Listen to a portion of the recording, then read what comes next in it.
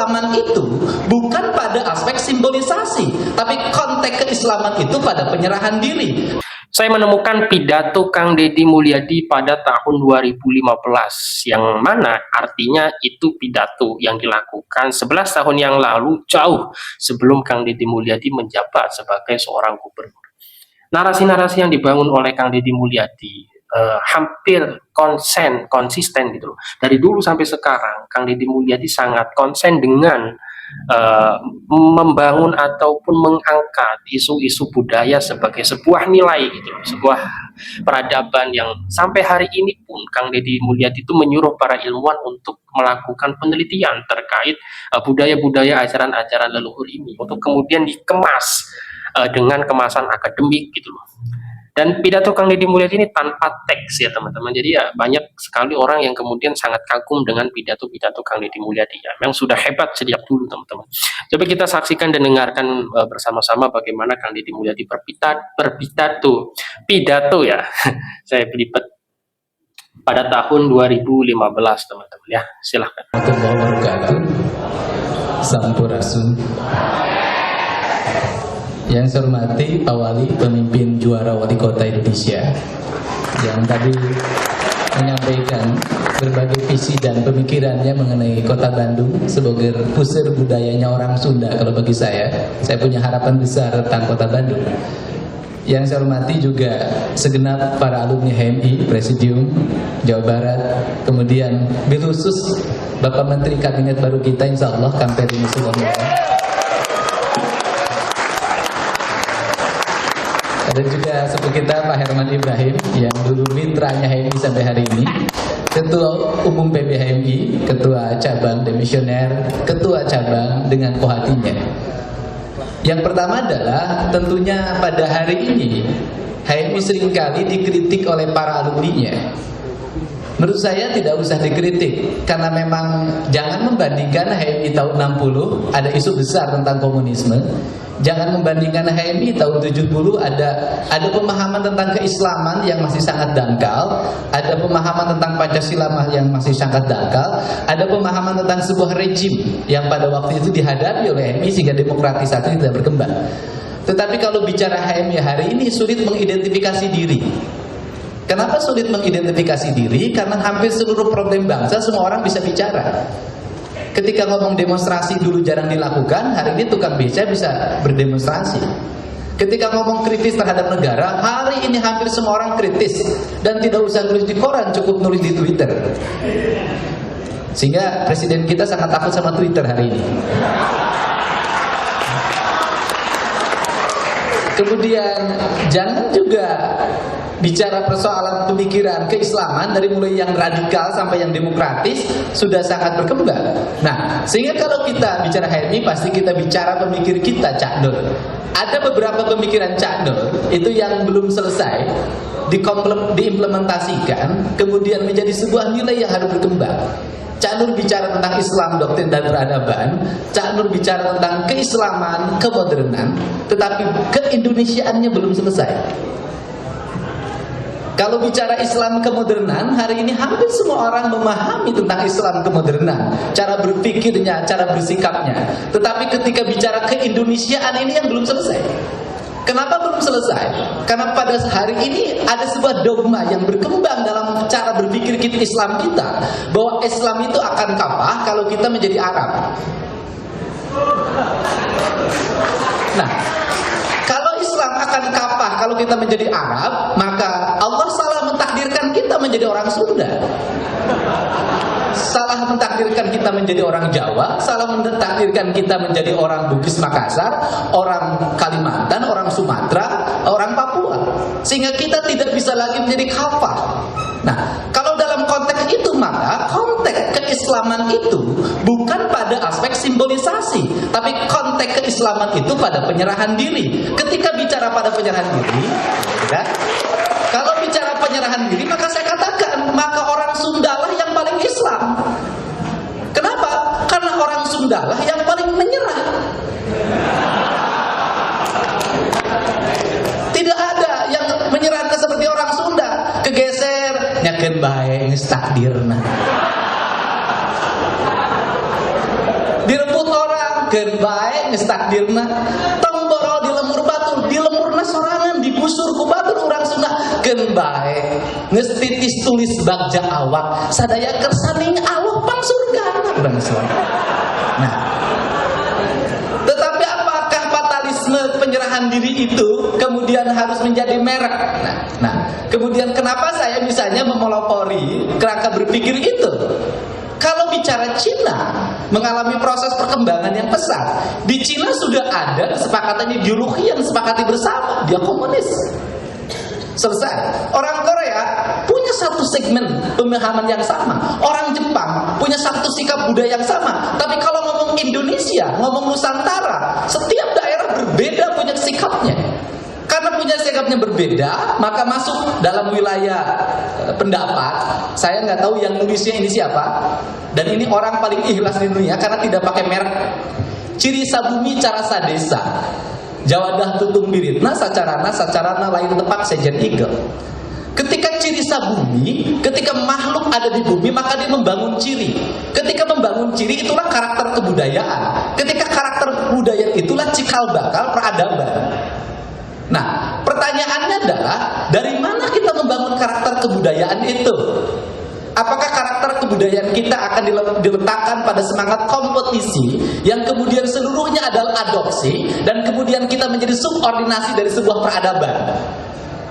Saya kemarin bicara di UI, saya katakan, apakah kita perguruan tinggi akan terus-menerus berpegang teguh pada cara berpikir barat seutuhnya, diadopsi menjadi sebuah nilai di perguruan tinggi, dianggap menjadi sebuah keunggulan bangsa? Saya katakan tidak akan pernah mencapai kita peradaban dan keunggulan sebagai sebuah bangsa. Kenapa? Kita impor.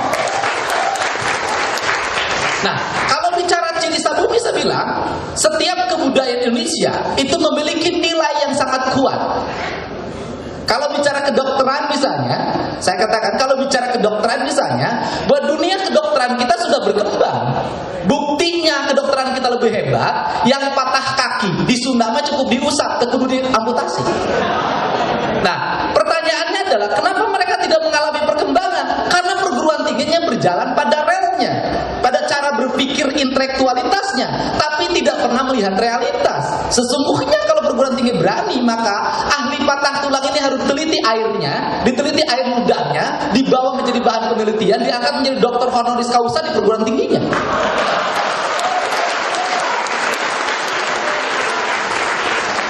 Dan kalau ngomong Cina berhasil mewujudkan itu. Kalau Kang Ferry sakit badan, walaupun menteri, saya yakin Kang Ferry tidak akan cari dokter, pasti cari tukang urut. Ini kan realitas. Nah, kita itu menampilkan realitas-realitas yang menjadi kebudayaan rakyat, kemudian kita mencari kebudayaan baru yang impor. Padahal kalau seluruh kebudayaan itu diangkat, dibuat akademisasi, kemudian dikaji di perguruan tinggi, dilahirkan menjadi pikiran peradaban, maka mereka naik kelas. Ketika naik kelas, maka dia akan diyakinkan pada pihak lain. Inilah yang harus dilakukan oleh kita kaum intelektual. Intelektual kita ini kalau ngomong ilmiah semuanya kata orang. Cek Aristoteles, cek Socrates, cek Plato. Saya nanya, ari cek sia nah.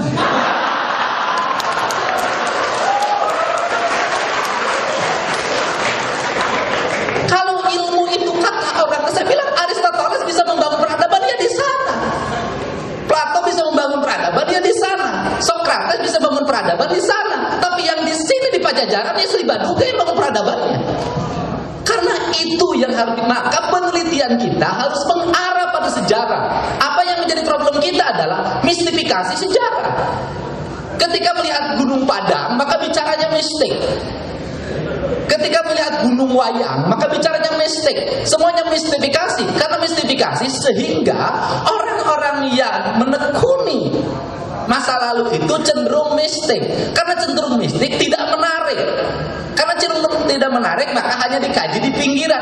Andai kata peradaban masa lalu itu diangkat menjadi tesis-tesis di perguruan tinggi, menjadi disertasi, kemudian menjadi skripsi. Misalnya cing caring cing pakai kancing set saring set pakai ikat, itu menjadi skripsi tentang ketuhanan dan kehambaan.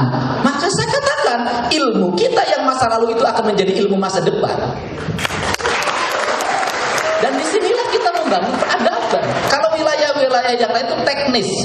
Kalau wilayah teknis itu kan bisa belajar, bisa beli, tapi tidak bisa beli itu, tapi selamanya kita menjadi pembeli. Tetapi yang harus dilakukan oleh kita adalah hari ini justru kita membangun keyakinan. Dari mana Indonesia ini dibangun, pertanyaan saya.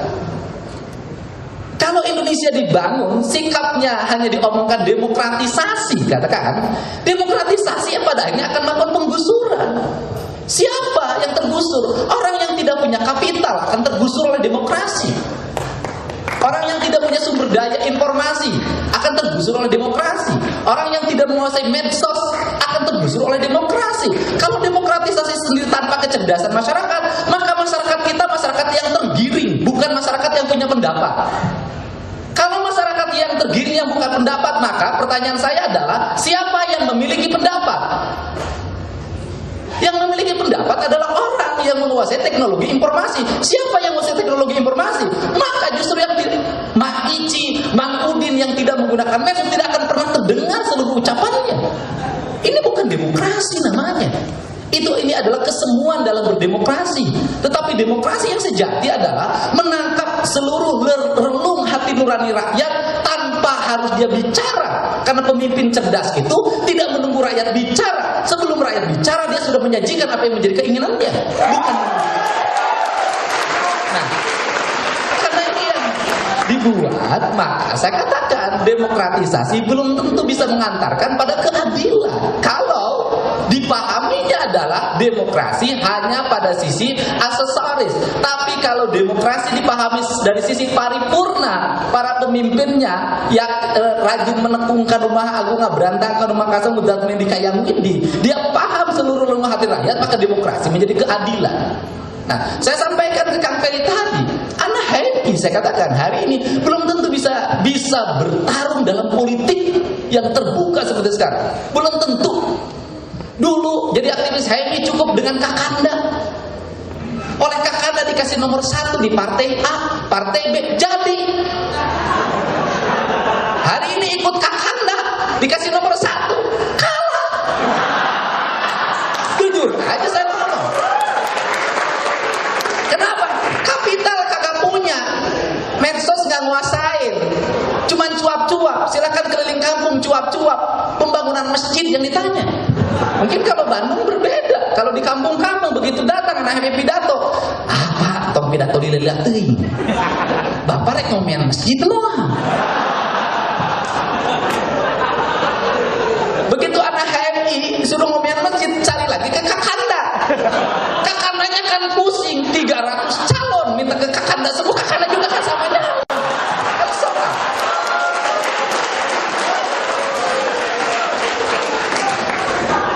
Ini kan soal, sehingga saya ngomong Kang, saya bilang undang-undang tentang pemilu itu nanti nggak boleh lagi dapil yang terlalu luas, kasihan anak-anak HMI ini. Ada satu dapil 3 kabupaten kota, 3 kabupaten besar-besar. Gimana bisa saya bilang? Yang bagus itu berbasis kabupaten kota, berbasis kecamatan, biar wilayah domisilinya lebih mudah proses komunikasi politik dan pembiayaannya. Kalau terlalu luas, kasihan.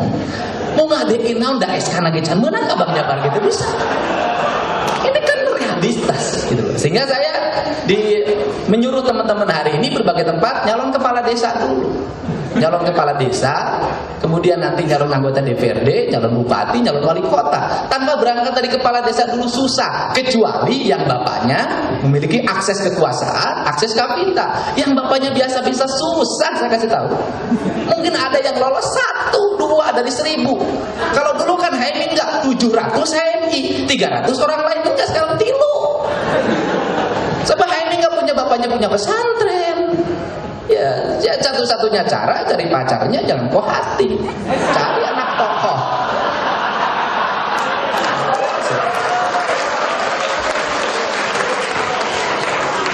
Gak cantik-cantik amat gak ada masalah. Yang penting bisa mengantarkan jadi politisi ternama itu.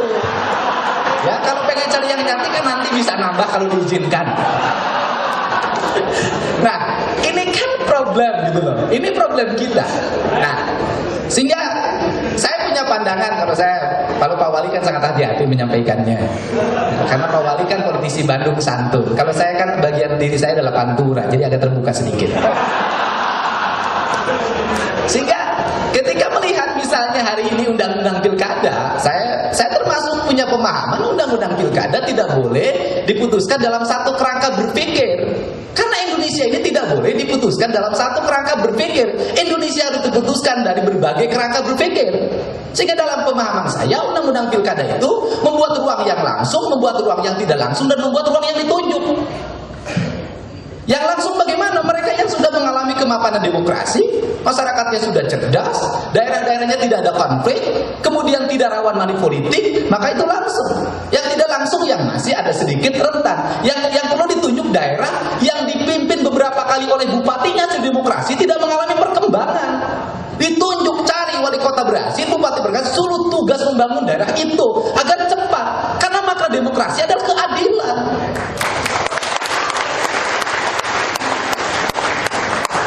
Karena semangat saya lihat, misalnya daerah pemekaran baru jangan dulu pemilihan. Karena begitu pemilihan, si tokoh yang menjadi pelopor pemilihannya tidak terpilih, malah lagi bikin pemekaran yang baru lagi. Tetapi pemekaran baru ditunjuk saja orang yang bisa bekerja cepat, melakukan perubahan-perubahan dalam waktu cepat, baru ada pemilihan. Indonesia dipahami jangan oleh Jakarta, karena Jakarta sampai hari ini belum bisa memperlihatkan peradaban yang sebenarnya. Nggak boleh berguru sama Jakarta, karena Jakarta nggak punya peradaban. Berguru sama Bandung. Nah, ini yang dimaksud. Nah, tetapi Bandung juga jangan sampai tergusur juga peradabannya nanti. Nah, ini yang dimaksud. Sehingga saya katakan pada akhirnya, dari mana HMI harus memulai? HMI itu harus merubah dari watak ormas menjadi watak wilayah. Kalau watak ormas pikirannya disamain. Ormas kan begitu. Padahal Islam itu, fikih itu berubah, berbeda. Itu karena wilayah, bukan karena organisasi. Imam Syafi'i sama Imam Maliki itu karena beda tempat. Bukan karena beda organisasi NU dan Muhammadiyah, bukan. Karena beda wilayah, maka HMI harus memonopoli gerakan pemahaman Islam yang wilayah. Islam mana? Islam Sunda, Islam Jawa, Islam Kalimantan, Islam Bugis Makassar, Islam Papua. Sehingga setiap daerah memiliki karakter berdasarkan daerahnya masing-masing. Islamnya di mana? Di semangat penyerahan dirinya, di ketertibannya, di kebersihannya, di keindahannya, di keadilannya, di keramah tamahan. Disitulah Islamnya, bukan di nama organisasinya. Dan inilah culture Indonesia. Ini culture, sehingga tahu ya HMI mana cabang Bandung beda. Bedanya, ini HMI cabang Bandung, gayanya gaya Bandung, logatnya logat Bandung, dan cicing lagi di Bandung, dan minum lagi cai Bandung. Gitu, Bandung nu aing, Persib nu aing. Inilah yang harus dibuat. Kalau sudah seperti itu, maka Islam itu berkembang pada wilayah peradabannya. Karena peradaban itu ada empat. Peradaban itu tanah, peradaban itu air, peradaban itu udara, peradaban itu matahari. Kemudian menyatu menjadi diri sebuah manusia yang sempurna. Sehingga manusia yang beradab itu seperti apa? Ya manusia yang bersenyawa dengan keempat hal tadi. Itulah manusia beradab. Karena beradab, maka dia ciri sabumi, membangun peradaban pada wilayah buminya. Disinilah keragaman, dan disinilah Islam, doktrin peradaban. Inilah peradaban yang dimaksud Cak Nur. Nah, kalau seperti itu, jadi bisa jadi hingga mah HMI cabang Bandung training nanti bahasa Sunda. Karena bahasa Sunda bahasa peradaban. Ini yang inilah pemikiran yang terus menerus saya gagas, yang terus saya sampaikan ke teman-teman HMI, sehingga jadi HMI nanti mirip Damas, nggak apa-apa. Gak ada soal, karena HMI Jawa Barat. Jadi nilai itulah yang harus dibangun di antara kita kalau kita ingin berkembang. Nah, wilayah peradaban itu membangun culture politik. Dia punya identifikasi, ini orang Jawa Barat, ini orang Jawa. Ini kemudian dia berkembang menjadi tokoh. Tokoh itu berasal dari wilayah peradaban wilayahnya. Sehingga ketika bicara di Jakarta nanti, itu akan bicara pada wilayah ketokohan. Saya yakin undang-undang politik juga ke depan berubah. Ketika distrik, maka distrik ini yang kita perjuangkan. Hari ini kan ada dilema. Satu sisi terbuka, tapi satu sisi partai memiliki dominasi yang luar biasa terhadap setiap calon. Ini problemnya kalau dalam politik. Tapi ke depan, seiring Kang Peri nanti manggung kan berubah. Ya kan, Bro? Jadi kalau nanti nanti Kang Peri Mangung tidak berubah juga, gagal LK3-nya itu. Nah, ini yang dimaksud. Inilah yang menjadi spirit saya tentang Islam. Islam itu adalah bagi saya Sunda, saya dengan menjadi Sunda yang sebenarnya, maka saya menjadi Islam yang sebenarnya. Bagi saya adalah itu. Inilah, dan kita punya karakter itu, dan itu bisa dibuktikan dalam riwayat sejarah. Ketika Islam masuk, semuanya menjadi bersenyawa karena orang Indonesia, orang Nusantara, sebelum Islam dari sisi kelembagaan datang, sudah Islam dari sisi substantif sejak lama, dan jauh lebih Islam dibanding dengan orang Arab yang sebelumnya. Inilah menjadi semangat spirit kita, sehingga di sini saya tegaskan, orang Sunda boga hak asup ka surga panggeulana. Saya ucapkan terima kasih, selamat bagi teman-teman HMI, wilujeng sadana, nuhun ka Wali, Bandung juara, Bandung guru urang sadaya. Terima kasih, Allah. Oke teman-teman, sebagai mantan kader HMI yang mengidolakan Kak Nur atau Nurholis Majid, maka tidak perlu dilakukan lagi idealisme seorang KDM, teman-teman. Dan kalau kita perhatikan, kalau kita lihat gitu loh, berbagai track record dari Kang Deddy Mulyadi itu tipe pejabat, tipe pemimpin gitu, yang mampu menjawab segala pertanyaan dari masyarakat, dari wartawan gitu. Di saat hari ini banyak sekali gitu loh pejabat-pejabat yang kalau ditanya itu ngawur jawabannya, nggak bisa jawabannya, bahkan ada yang sampai enggan menjawab. Lah, dan itu tidak terjadi pada Kang Deddy Mulyadi. Kang Deddy Mulyadi sangat mampu untuk menjawab berbagai pertanyaan, dan jawabannya itu didasarkan pada data gitu loh, sehingga pendengar juga menerima itu dengan baik gitu loh. Jadi ini saya juga baca banyak komentar ya terkait video yang tadi saya tampilkan, ya sangat logis, daging semua katanya. Ya kan Kang Deddy Mulyadi itu mampu berbicara dalam segala aspek gitu. Walaupun tentu Kang Deddy Mulyadi juga sadar diri, tetap membatasi diri gitu sebagai politisi, tidak banyak bicara hal yang bukan pada bidangnya. Tapi setiap kali mau bicara gitu pada satu bidang, Kang Deddy Mulyadi juga pasti melibatkan yang ahlinya gitu. Jadi ya bertanya sebelum berbicara, jadi tidak so tahu gitu. Sehingga mindset atau mental-mental seperti inilah yang kemudian membangun intelektual dan kecerdasan Kang Deddy Mulyadi, teman-teman ya. Ya mungkin itu saja, hadanallahu wa iyyakum ajmain. Wassalamualaikum warahmatullahi wabarakatuh.